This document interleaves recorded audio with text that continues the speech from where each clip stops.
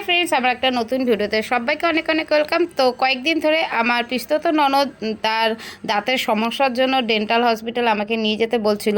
আর যারা যারা আমাকে আগে থেকে চেনো তারা সবাই জানো যে আমার একটা অ্যাক্সিডেন্ট হয়েছিল। তো সেই অ্যাক্সিডেন্টে আমার সামনের দাঁতে কিছু প্রবলেম হয়েছিল। তো তার জন্যই আমি 1 বছর কন্টিনিউ আমি ওখানে গিয়ে ট্রিটমেন্ট করিয়েছিলাম। তো তারপরে আমার দাঁতের অনেকটাই ভালোই ফল হয়েছে। যে ট্রিটমেন্টটা হয়েছিল সেটা খুব ভালো কাজ হয়েছিল। তো তারপর ফাইনালি একদিন অনেক দিন ধরে বলছিল, তো তারপর ননদের সাথে কথা বলে তারপর আমরা বেরিয়ে পড়লাম সেই কলকাতাতে ডেন্টাল হসপিটালে যাওয়ার উদ্দেশ্যে। আর সেই দিনকার অনেক সমস্যা হয়েছিল ট্রেনের মধ্যে চেপে। তো যাই হোক, আমি সেটাকে এড়িয়ে গিয়ে আমি তাই জন্য ভাবলাম যে ট্রেন থেকে বাইরের একটুখানি দৃশ্যগুলো দেখাই। তো তারপর ফাইনালি আমরা শিয়ালদা স্টেশনে চলে এসেছি।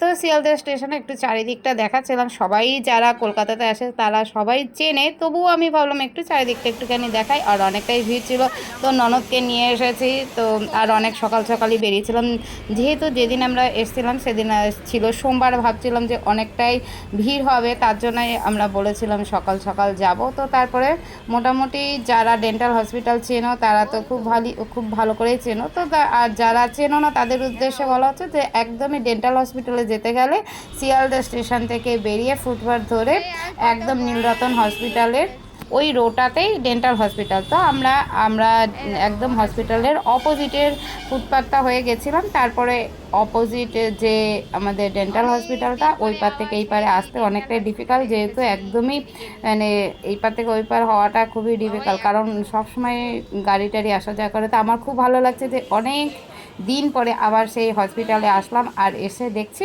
অনেকটাই ফাঁকা। তো তারপরে আমি যেহেতু এর আগে অনেকবার এসেছি তার জন্য আমি অনেক কিছুই জানি, কিভাবে টিকিট কাটতে হয়, কীভাবে কী করতে হয়। তারপরে টিকিট কাটা হয়ে গেছিলো, যেহেতু অনেকটাই ফাঁকা ছিল। তারপরে এখানে আবার লাইন দিতে হবে। আবার আমরা বসেছিলাম, যেহেতু অনেক সকালে এসেছি আর কিছু টিফিন বানিয়ে নিয়ে এসেছিলাম, তো সেগুলোই আমরা খাচ্ছিলাম। তো সবাইকে একটুখানি দেখাচ্ছিলাম। এইদিকে দেখতেই পাচ্ছ যে কত লাইন। হ্যাঁ, টিকিট কাটার ওখানে তেমন একটা লাইন ছিল না ঠিকই, কিন্তু এবারে আমাদের আউটডোরে বা এখানে দেখানোর জন্য অনেকটাই লাইন। তো দিদিও লাইন দিচ্ছিল, আমিও লাইন দিয়েছিলাম, অল্টারনেট করে আমরা দুজন মিলে লাইন দিয়েছিলাম। তো তারপর অনেকক্ষণ লাইন দেওয়ার পরে তারপরে আমরা এখানে থাকার পরে যে ক্যান্ডিডেট তাকে দেখাতে হতো, তো ফাইনালি দেখানোর পরে তা বললো কি যে তার দাঁতটা উঠাতে হবে। তো তারপরে সেই কথা শুনে ননদ আর আমি বললাম যে চলো আমরা বাড়িতে যাই, বাড়ি গিয়ে তারপর ডিসকাস করি, তারপর কী করবো সেটা দেখা যাবে। তো তারপরে আমরা ডাক্তার দেখানোর পরে এবার আমরা আবার বাড়ি ফিরে যাব, যেহেতু খুবই তাড়াতাড়ি কাজটা হয়েছিল, যেহেতু সেখানে তেমন কিছু সেভাবে ট্রিটমেন্ট হয়নি। ডাক্তারটা দেখার পরেই আমরা চলে এসেছি। এই পার থেকে ওই পারে যাওয়ার জন্য আমরা একটুখানি ওয়েট করছিলাম। তারপর একটুখানি কলকাতার রাস্তাঘাট দেখাচ্ছিলাম। আর খুবই ভিড়, এই পার থেকে ওই পার হওয়াটা অনেকটাই টাফ। তারপর কিছুক্ষণ ওয়েট করার পরে আবার সেই আমরা ফুটপাতের রাস্তা ধরে সেই শিয়ালদা স্টেশনের দিকে যাচ্ছি।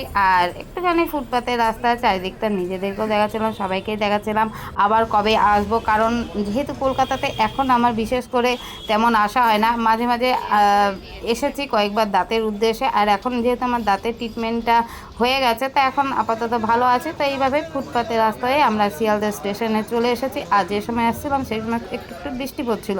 তো আর দেখতেই পাচ্ছ কত ভিড়। তো সেই ননদকে বলছিলাম যে চলো শিয়ালদা স্টেশনে গিয়েই আমরা যে ট্রেনটা পাবো, তো সেই ট্রেনেই আমরা আমাদের বাড়ির দিকে রওনা দেবো। তো তারপরে শিয়ালদা স্টেশনের থেকে মানে উপরে প্ল্যাটফর্মের দিকে যাচ্ছি।